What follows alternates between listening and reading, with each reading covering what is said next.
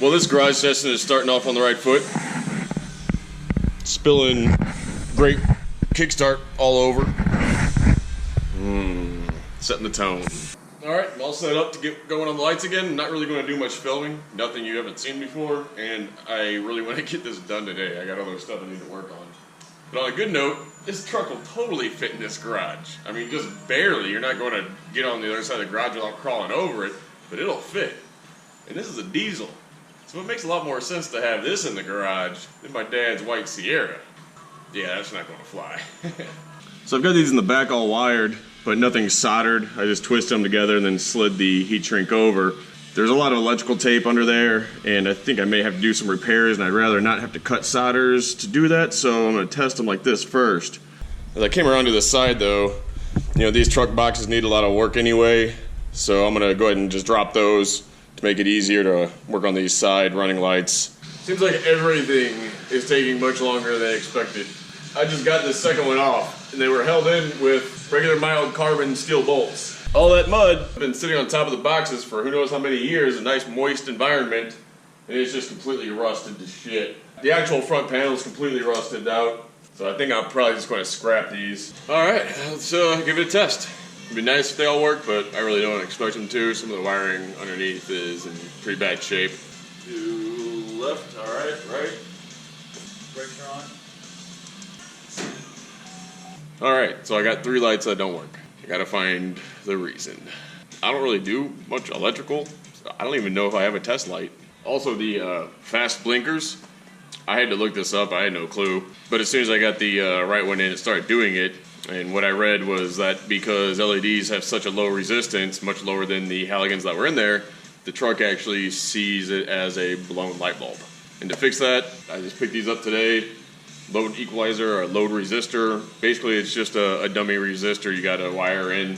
And that lets the truck see a normal loads. But I'm not even going to worry about wiring these in until everything's working. I guess I'm showing my lack in electrical skills when I forget I even own a multimeter. This is actually the first time I've ever even used this, but it was free. Definitely wasn't going to turn it down. Sharpieing in a red lead black is totally OSHA approved, right? I'm getting nothing. This wiring is spliced into that light, which is also not working, and I would venture to say it's probably spliced in with that one on the other side that's also not working. I'm thinking we probably just have one problem. Shit like this is all over the place under here. Where the light goes right there, wiring goes through that conduit, and then not far back you can see. Again, I'm not an electrician, but I don't think that's supposed to be like that. We have that little spot right there where all of them are cut. Not trying to sound like a wuss, but I think I'm calling it for the night because all this up and down off the creeper, it's getting to me. It fits. One of the things that sucks about not being able to really work is you don't ever really get physically tired. So it is the next day, but I didn't end up going to sleep till about 5 a.m. So I slept till about 4. It's now about 5:30 in the evening. And it's going to be 36 degrees tonight. So I can either deal with being freezing or deal with no room to get around the truck. I picked up some wood sealer the other day. Something I meant to do not long after I built these sides for the truck, but then I fell, so it kind of got pushed to the wayside. But now I've got some fungal growth on the wood, so I need to get that done. I'm going to go ahead and take those sides off first so that it's a little easier to work with the wiring. So we've got 2 3-way splices in here, and then the red wire just goes straight from this horizontal to the vertical up to that light above. We're just going to cut all this out, including those, and replace it all.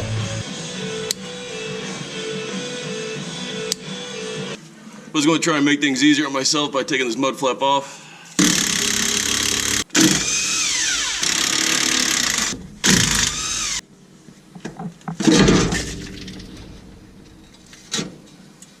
Spent about the last 45 minutes getting these 3 wires out. From there, because all the gravel and dirt and everything built up and made concrete. Awesome.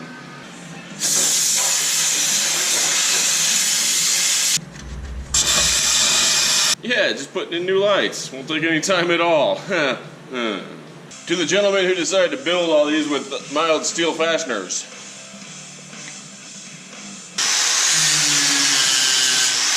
haven't been doing much filming because I've been a little pissed off, but one thing I did want to show was, I think I picked this up off of AVE's channel, not quite certain.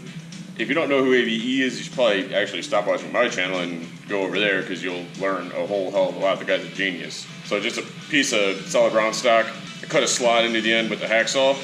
Then you can take some emery cloth. Now you have like pretty much a honing tool. Because I do want to reuse some of the steel pipe conduit, but I need to clean it up. And then I actually went through one direction on this one over the wheel well with it in the cordless. But there's not enough room back here to get the cordless in the chuck and with all this back here, so I just got to do it by hand. I'm not sure how well it's going to work on it. Update, got the new line run starting up here, going down there, and up to the back. And it's all in conduit, even through those two pipes.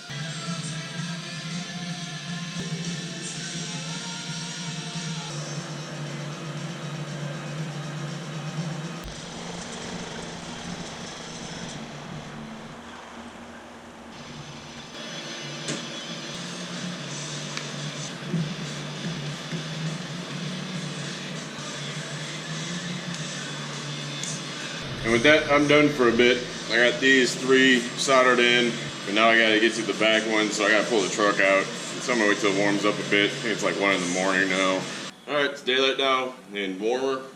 So I put the fill back on, pull the truck up so I have room to work, and now getting to this mess. This resistor didn't come with shit for instructions. Just said splice in, so go ahead and do it like that, and we'll see if it works. Before we go any further, I'm going to get this shot. Assuming I didn't fuck anything up, the only light out should be the running light up front on the right side.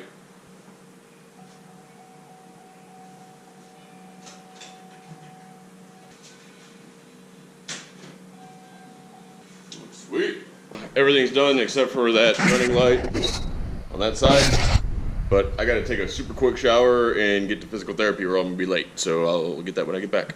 We worked my left leg till failure, so I'm having a hard time even kind of walking right now. But I just want to get this freaking project over with. Before I pull the truck in though, I wanted you to see this. That's all from my truck. So here's the 2 wires. And they splice into the same line that goes up to that top light, which works fine. So, assuming our problem's somewhere right in here. I'm reading voltage, maybe it's a bad light. Or maybe the pigtail's bad. Now that I think about it, if it's reading 6 volts, is this a 12 volt system? This one is working, obviously, so let's see what kind of reading we get. 12 volts. Yep, definitely not getting 12 volts to it. Well, since I'm going to be cutting and splicing and soldering and everything anyway, might as well just do this whole run. So the supply wire broke when I was just fiddling with the bundle. Look where it broke at. Awesome. So I'm going to go ahead and break my own rules and just to hold me over for the time being because I can't get into this whole thing right now. I hate it too, believe me. Keys though.